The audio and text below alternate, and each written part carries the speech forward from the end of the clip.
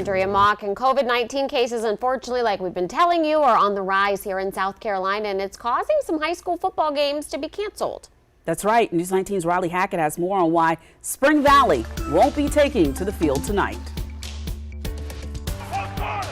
Week 1 of the high school football season will have to wait for Spring Valley and White Knoll high schools. The Richland 2 school district sent News 19 a statement saying, quote, "The Spring Valley football team has had a surge in COVID cases and other illnesses." Now that school is back in session, DHEC says COVID cases are up. Kids are great at sharing, and they don't limit their sharing to pencils and paper and toys. They share germs with each other, and then they take them home and share them with their families too. The CDC adds reports of COVID and adolescent emergency room visits have almost doubled over the past week. The uptick is, in part, thanks to a variant called BG5. Johns Hopkins says it's highly contagious and affects people who weren't affected by other strains. And there's a new variant of COVID-19, BA286. There haven't been any cases in South Carolina yet, but the CDC says it is in the U.S. The good news about this variant is it doesn't seem to make people more sick.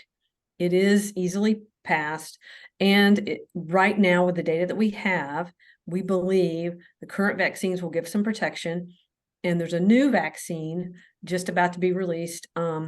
They believe that will also provide protection against this particular variant of COVID. Experts say to reduce the spread, make sure you're up to date on your vaccines, wash your hands often, cover your coughs and sneezes, and stay home if you're sick.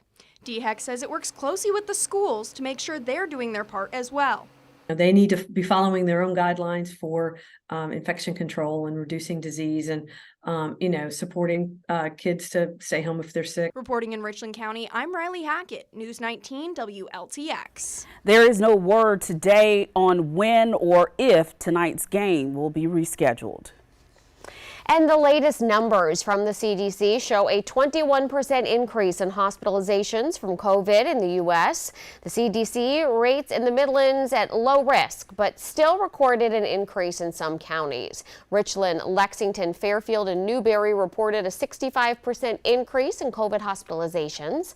Sumter and Clarendon counties reported a 100% increase. However, some counties are seeing decreased rates. Saluda County reported a drop by 22%.